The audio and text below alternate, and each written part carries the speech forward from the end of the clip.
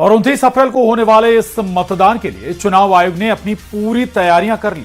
और इस चरण में न केवल भारी संख्या में मतदाता अपने मताधिकार का प्रयोग करेंगे, बल्कि कई दिलचस्प आंकड़े भी सामने आए हैं।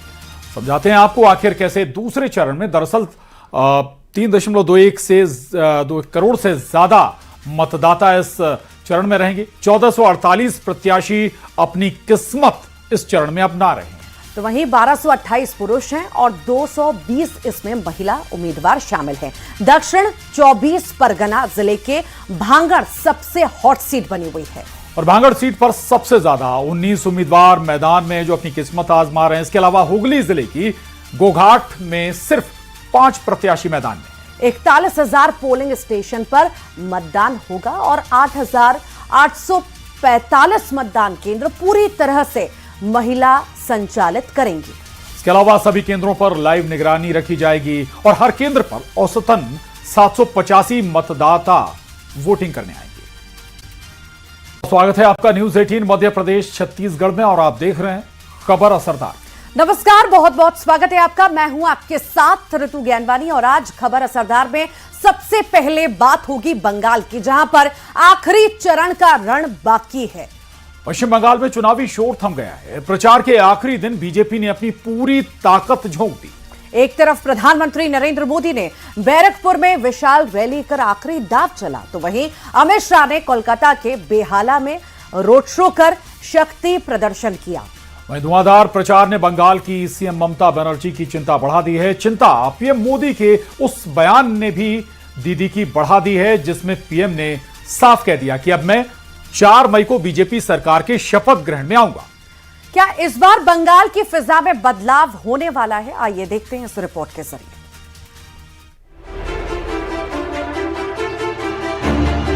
152 सीटों में से 110 से ज्यादा सीटें भारतीय जनता पार्टी जीतनी चाहिए।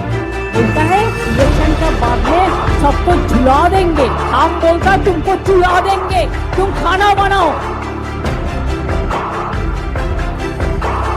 पश्चिम बंगाल में चुनावी शोर थम गया है। प्रचार के आखिरी दिन में बीजेपी ने अपनी पूरी ताकत झोंक दी। एक तरफ प्रधानमंत्री नरेंद्र मोदी ने बैरकपुर में विशाल रैली कर आखिरी दाव चला, वहीं अमित शाह ने कोलकाता के बेहाला में रोड शो कर शक्ति प्रदर्शन किया।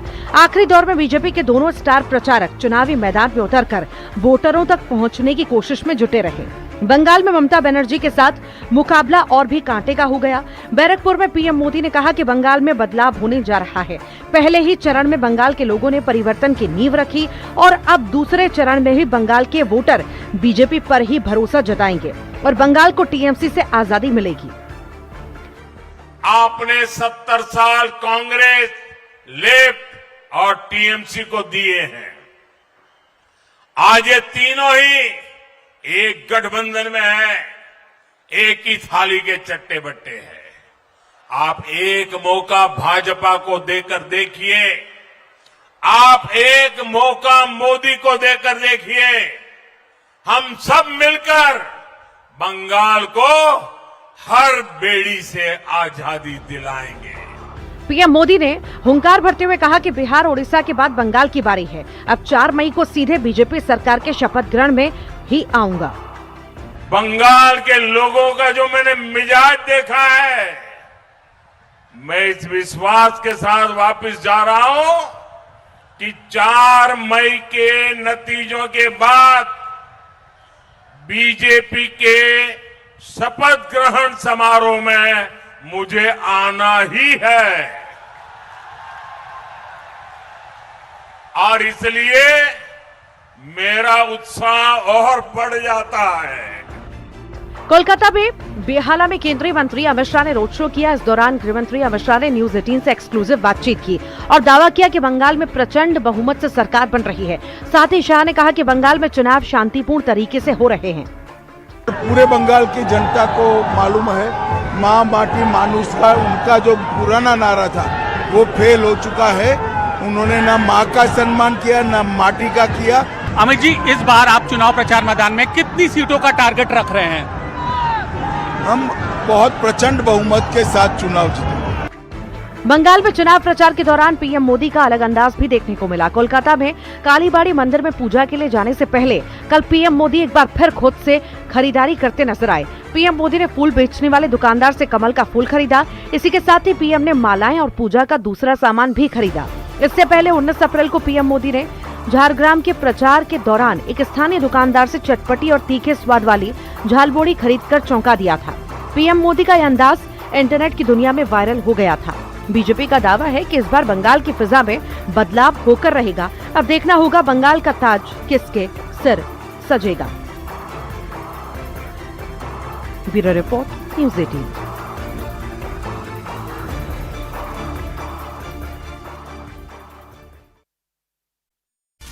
और चले पश्चिम बंगाल में दूसरे चरण की वोटिंग के लिए प्रचार खत्म होने में अब कुछ ही वक्त बचा है। सीएम योगी ने आज आखिरी दिन बंगाल में धुआंधार प्रचार किया।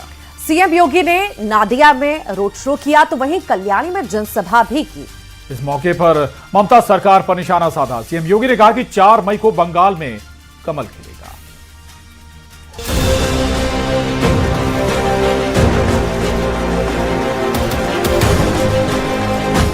पश्चिम बंगाल के आखिरी चरण के लिए सीएम योगी ने ताबड़तोड़ प्रचार किया। सीएम योगी ने नादिया में रोड शो किया। इस मौके पर सीएम योगी ने कहा कि पश्चिम बंगाल में 4 मई को टीएमसी की करारी हार होगी। ममता दीदी खेला शेष, उन्नयन शुरू। दीदी जो बात करती है और जिसके नाम पे गुमराह करती थी, बंगाल के अंदर ममता दीदी जो आप कहते थे कि खेला होगे, अब खेला नहीं होगा, खेला शेष, उन्नयन शुरू। सीएम योगी ने कहा कि यूपी की तरह पश्चिम बंगाल का भी विकास बीजेपी करेगी। माफिया राज खत्म होगा, गुंडे बदमाशों के खिलाफ बुलडोजर वाला इंसाफ होगा।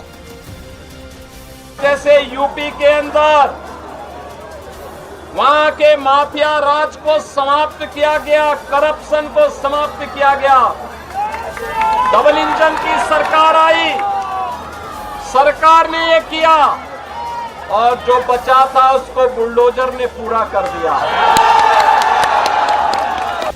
पश्चिम बंगाल के थाने खाली में जनसभा के दौरान सीएम योगी ने बड़ा बयान दिया। उन्होंने कहा कि डबल इंजन सरकार में जय श्री राम और हर हर महादेव बोलने पर रोक नहीं, लेकिन सड़कों पर इफ्तारी जरूर बंद हो जाती है।